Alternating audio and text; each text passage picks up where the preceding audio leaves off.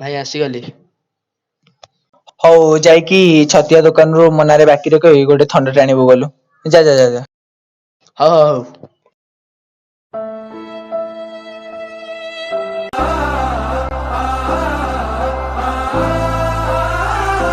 ଖରା ହଉଛି ଜୋରେ ଶୋଷ କଲାଣି ଗୋଟେ ଥଣ୍ଡା ପିଇଦେବି। ଭାଇ କଣ କହିବେ? ନା ଭାଇ ତ ଆମର ନିଜ ଲୋକ, ମୁଁ କଣ କହିବି? ଯାଉଛି ତ ପିନ୍ଧିଦେବି, ଭାଇ କଣ କହିବେ?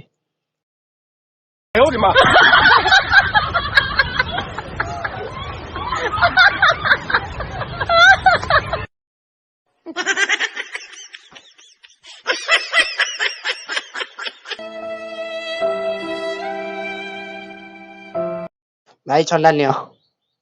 ହେ ଏ ଥଣ୍ଡା କଣ ଆଇଲୁ? ଆମେ ଏ ଥଣ୍ଡା ପିଇବୁନି। ଯା ଯା ମାଜା ଆଣିକି ଆସିବୁ ଯା।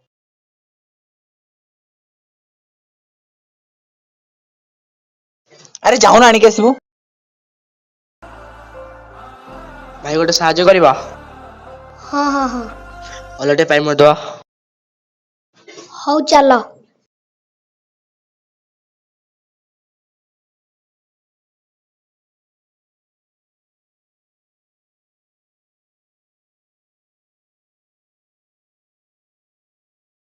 ଏଇ ଏଠି କଣ କରୁଛ କି? ତତେ କହିଲି ଥଣ୍ଡା ଆଣିବା ପାଇଁ, ଥଣ୍ଡା ନ ଆଣିକି ଏଠି କଣ କରୁଛୁ?